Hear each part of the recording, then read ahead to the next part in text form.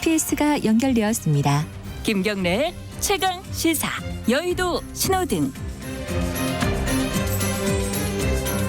네, 한 주간에 화제가 됐던 정가 인물을 집중 탐구해보는 시간입니다. 주간 인물 토크쇼 여의도 신호등, 오늘도 두 분 나와 계십니다.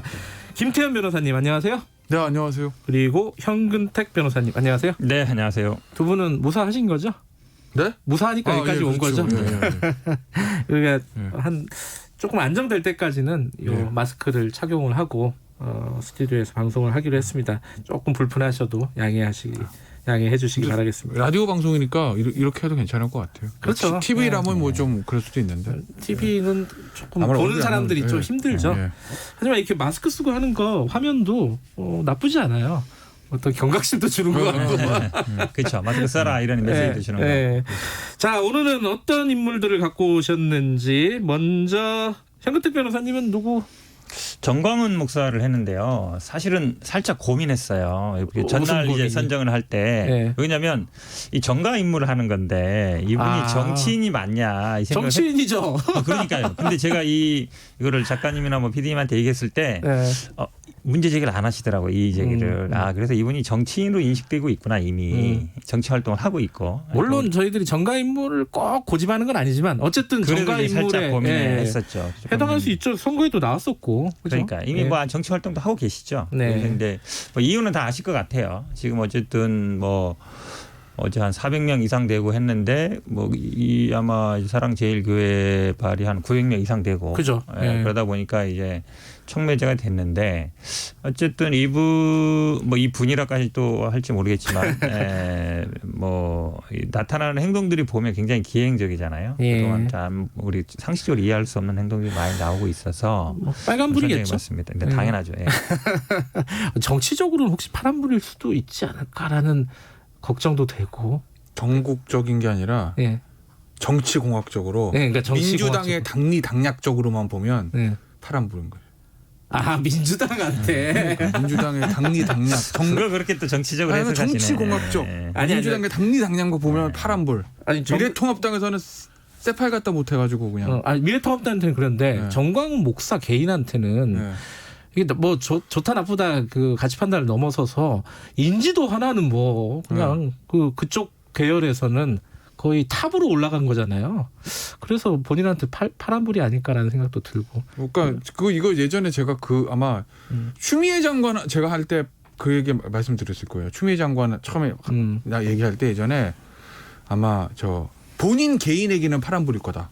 예. 왜냐하면 이렇게 일 크게 벌리는 게 친문 핵심 지지층한테 이제 눈도장을 바를 수 있으니까. 네. 그렇지만 이게 민주당 더 나아가서 청와대 대한민국으로 봤을 때 이거 빨간불이다라고 아마 말씀드렸을 건데 같은 거죠 뭐. 근데 이게 본인은 빨간불, 파란불 뭐 여러 가지 생각할 수 있겠는데 그 신도들은 너무 좀 안 됐다는 생각이 들어요. 벌써 1,000명 가까이 확진자가 나왔으니까. 그죠? 근데 아마 많은 분들이 이상하게 생각할 거예요. 어떻게 네. 그 한 교회에서 이렇게 나올 수 있나. 네. 그리고 검사하면 양성률이 20% 이상 된다. 일반적이지 않잖아요. 우리가 그렇죠. 양성률이 뭐 한 자리 수도 아닌데. 네. 근데 이분들이 사실은 이번에 확 알려졌지만 계속 이렇게 해온 거예요. 거의 집단 생활도 해오고 광화문 집회도 계속 해오고. 네. 그러니까 저도 뭐 이 청와대 앞에 계속 할 때 가봤지만 사실은 이제 형식은 예배 형식을 빌리고 있지만 네. 거의 뭐 정치 활동을 해온 거거든요. 계속 뭐 정부를 비판하고 문재인 네. 대통령 하야라고 계속 뭐 부정선거 얘기하고 쭉 이렇게 해오셨어요. 근데 저는 조금 의문을 갖는 게 과연 정광훈 목사와 이 사랑제일교회만 그러냐? 그렇지 않아요. 사실은. 네. 저도 이제 뭐 선거 때나 이럴 때 좀 큰 교회 가보면 대형 교회에 있는 많은 그 목사님이나 뭐 이런 분들이 굉장히 정치적인 발언을 많이 합니다. 실제로. 물론 차별금지뿐만이 아니라 평소에도 이제 선거 관련했을 때 직접 누구를 지지한다 이렇지는 않지만 네.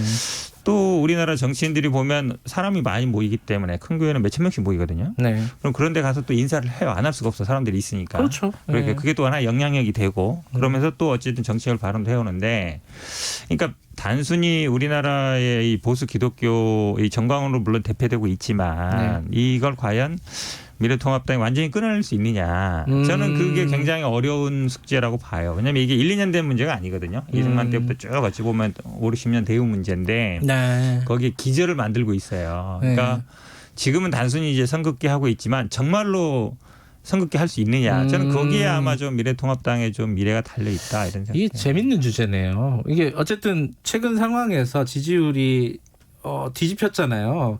그런데 정광훈 목사 요 사태가 벌어지고 나서 다시 미래통합당이 쭉 빠졌단 말이에요. 근데 선긋기를 일부 했는데 오히려 또 그쪽 지지자들이 막 항의 전화하고 또 그런 일이 벌어지고 그 지금 말씀하신 그 현 변호사님 말씀대로 실제로 진짜 결별할 수 있는 것이냐 정치적으로 어떻게 보세요? 끊으라는 거예요? 끊지 말라는 거예요? 어렵겠다라는 거죠. 어렵겠다. 끊으라는 얘기죠.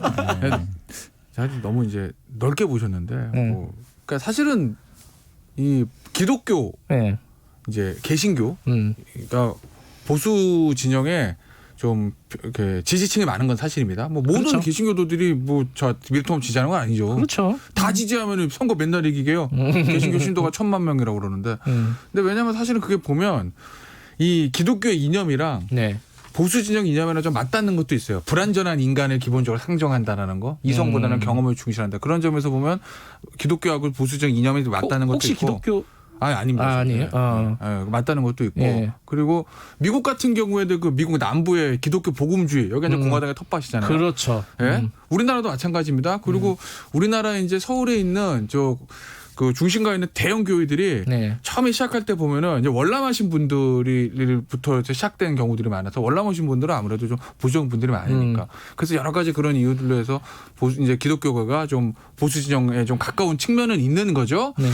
근데 지금 보시면은 그렇다고 해서 저희가 무슨 뭐 미래통합당이 무슨 보수 기독교계나 설립인데 이건 아니고 이걸 종교의 문제로 보지 말고 정치적인 인형으로 극우적인 성격을 가지고 있는 분들과 조금 선을 그냥 이렇게 보셔야지 이거는 무슨 보수 기독교계하고 선을 이렇게 논의를 확장시키는 저는 반대인 거고 왜냐면은 모든 그렇잖아요. 그러니까 기독교든 불교든 천주교든 무교든 너무 정치적으로 그 지향점이 너무 극우적인 성향을 가지고 있는 분들과는 선을 그는 것이 맞다. 이렇게 저는 논의를 좀 한정하고 싶습니다.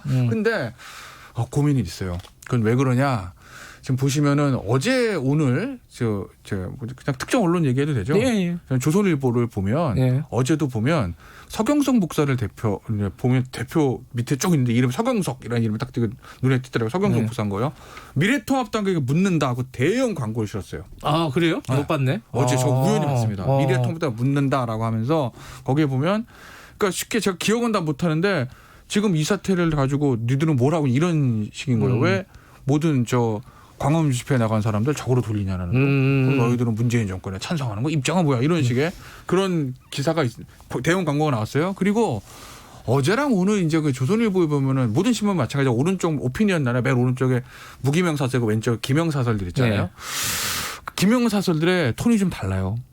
어떻게요? 그러니까 어제 있었던 기명 사설의 톤은 뭐 제가 이해력이 떨어진 건지 모르겠지만 선을 그어야 된다는 취지고. 네. 오늘 김영사설의 톤은 너희들은 너무 비겁하다. 네. 그러니까 이게 어렵네. 보수 진영 내에서도 의견이 좀 갈린다는 거예요. 그렇죠? 네. 근데 저는 선거는 냉정해야 됩니다. 정치는 냉정한 피도 눈물도 없어야 돼요. 네. 자, 심플하게 생각해 보시자고요. 그러면 거기 이제 신문 광고를 냈던 서경석 목사를 다 미래통합에다 묻는다라는 분. 그 다음에 이거 광화문 집회에 나간 사람들을 그렇게 매도하고 버리면 돼? 라고 하는 분들 주장이랑 광화문 집회에 나간 5만 명 나가셨다고 하잖아요. 5만 명 나가셨는데 다음 대선 때 누구 줄 거예요? 민주당 찍겠습니까? 안 찍습니다. 심플한 거예요 이건. 굉장히 냉정하게 접근해야 될 필요가 있다. 네? 뭐 네 가지가 없게 보일 발언일 수도 있겠지만 보시자고요.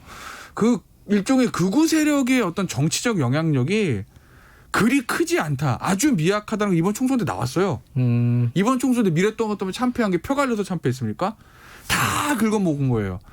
그 당시 저도 걱정했어. 총선 전에 저 대한애국당이랑 저 맨날 저 집회하고 그러는데 거기다 박근혜 전 대통령 뭐 유영하 변호사 통해가지고 메시지 나오는데 그쪽으로 표가 수도권에서 5% 3%만 가도 이건 수도권 다지는 건데 걱정을 했죠.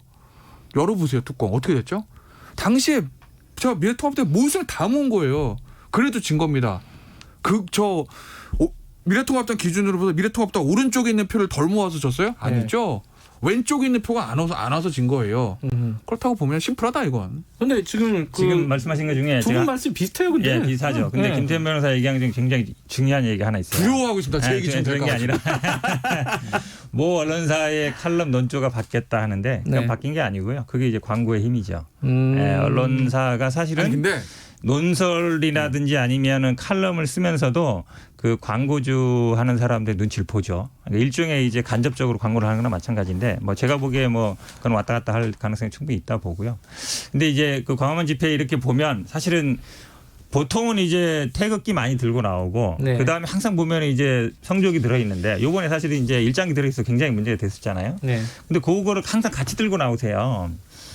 그 이유가 있죠, 당연히. 그러니까 한미 동맹 강화하고 있지만 이분들이 아까 정확하게 얘기했는데 미국 기독교 보수주의의 뿌리를 두고 있는 거예요, 사실은. 역사적인 맥락이 월남한 분들도 있지만 그분들이 어쨌든 뿌리다 보니까 그러니까 기본적으로 정신적인 어떤 것들은 당연히 뭐 기독교를 염두에 두고 있지만 미국이라든지 아니면 일본이라든지 어쨌든 이런 그러니까 국가적으로 보면 그렇고 정치적으로 당연히 보수 쪽이고요. 물론 뭐 세계적으로 보면 미국도 그렇지만 물론 유럽도 뭐 독일 기민당이나 삼인 이런 데도 보면은 약간 보수 쪽이 있지만 그렇게 심하진 않거든요. 근데 한국 보수 기독교는 더 심하다. 보수적인 게 미국보다도. 미국도 사실은 그분들이 직접 뭐 공화당을 많이 지지하긴 하지만 아주 공화당에서 큰 세력을 형성하거나 있거나 그렇지는 않아요. 근데 우리나라 이 보수 기독교는 이미 많이 정치화돼 있고 거기에 어쨌든 상징적으로 지금 정광훈 목사가 드러나 있지만 사실은 이미 이 정광훈 목사뿐만 아니라 많은 그 다른 목사들이나 분들이나 아니면 뭐 지금 장로 이런 분들도 보면